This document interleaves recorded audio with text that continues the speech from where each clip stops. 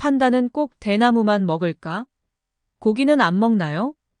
2014년 한중 정상회담 합의를 통해 2016년 3월 3일 중국 스촨 판다 아이바오과 우러바오가 대한항공 전세기편으로 대한민국 인천국제공항에 도착했습니다.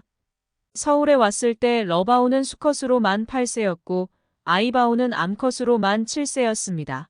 이제 서울에서 약 40km 떨어진 에버랜드에 입주하여 15년간 머물 한국 생활을 시작했습니다. 판다는 번식이 어려운 동물이고 혼자 사는 생태적 습성에서 서로 분리되어 번식기에 만나 짝짓기에 성공할 확률이 더 낮습니다. 판다는 1년에 단 한 번, 3일 정도만 임신할 수 있기 때문에 암컷 판다를 임신에 성공시키는 것은 난이도가 매우 크고 어려운 일입니다. 에버랜드 사육사들의 끊임없는 연구, 탐구와 꾸준한 노력으로 마침내 2020년 7월 20일 밤 판다 아이바오는 무사히 암컷 새끼 한 마리를 낳았습니다. 이것은 한국에서 태어난 최초의 판다인데 에버랜드는 아기 판다 이름을 짓기 위해 인터넷 공모전을 열고 푸바오라는 복된 이름을 채택했습니다.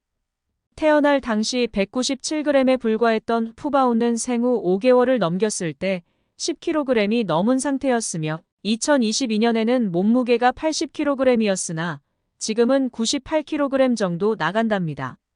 갓 태어났을 때 분홍빛 피부에서 이제는 대중이 알고 있는 판다의 모습으로 자랐습니다. 거대한 판다가 정말 작은 아기를 낳는군요.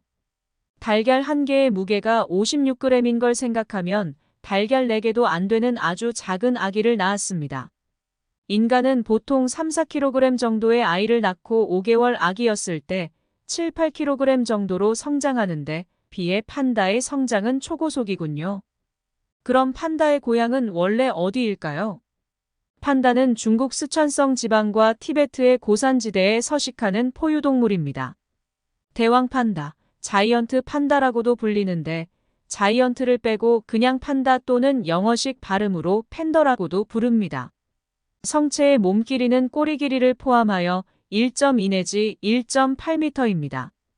수컷은 몸무게가 160kg까지 나가고 암컷은 수컷보다 10 내지 20% 정도 작으며 몸무게는 75에서 125kg까지 나가기도 합니다. 큰 어금니와 강한 턱 근육으로 대나무를 씹어 먹습니다. 앞발에는 5개의 발가락 이외에 엄지라고 불리는 종자골이 변한 뼈가 있는데 이 뼈는 대나무를 먹는 동안 쥐는 역할을 한다고 합니다. 판다는 몇 살까지 살까요?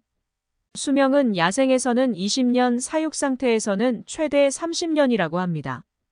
기록상으로 사육 상태에서 가장 오래 살았던 판다는 암컷, 밍밍으로 34살까지 살았다고 합니다. 인간의 따뜻한 보살핌이 판다의 수면을 연장시키는군요.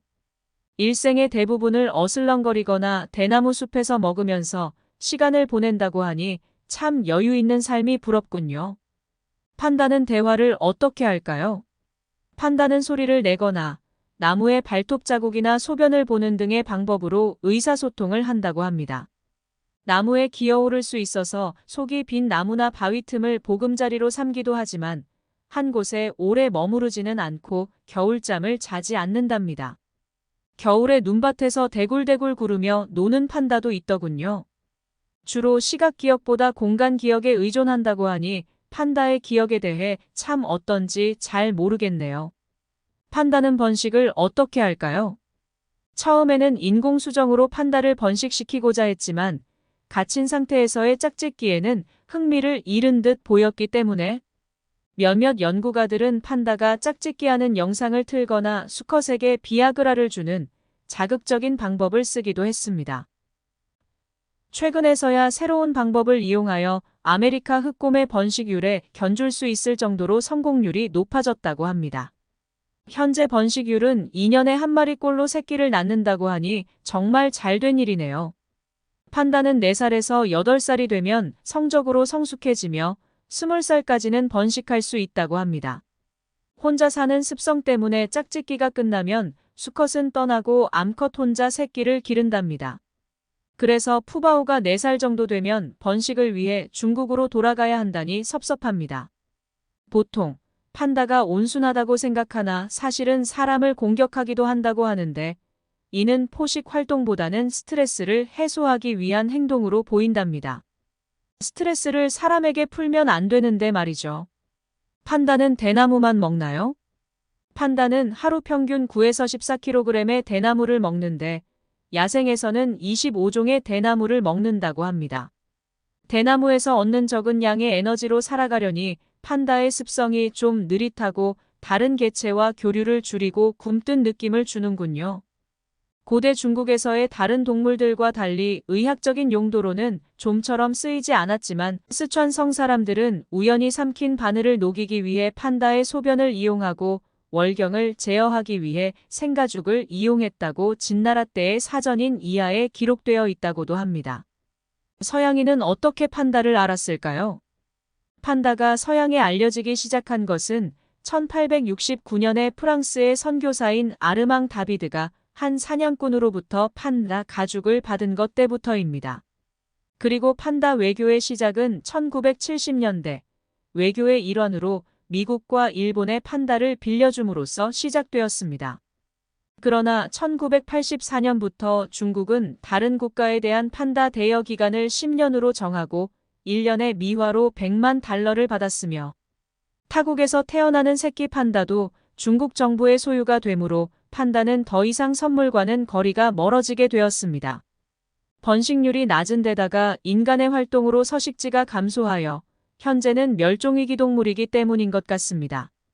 모든 판다의 소유권은 중국에 있기 때문에 푸바오처럼 해외에서 태어난 판다들도 때가 되면 중국으로 반환됩니다. 스촨 자이언트 판다 서식지는 세계 문화유산에 등록되었다고 하니 판다는 우리가 잘 보호해야 할 동물이네요. 최근에 판다의 경사가 났다고 하는데요. 드디어 푸바오에게 쌍둥이 동생들이 태어났답니다. 지난 7일 산모 아이바오가 진통을 시작한 지 1시간여 만인 오전 4시 52분과 오전 6시 39분 1시간 47분 차례로 판다들이 태어났습니다. 쌍둥이들은 사육사들의 극진한 돌봄을 받으며 잘 크고 있습니다. 판다는 초식 동물인가요? 고기는 안 먹나요? 최근 중국에서 고기를 뜯어먹는 야생 판다가 카메라에 포착됐다고 합니다. 한 마리가 비탈길에 앉아 대나무가 아닌 동물의 뼈에 붙은 살점을 갉아먹고 있는 것을 발견했습니다.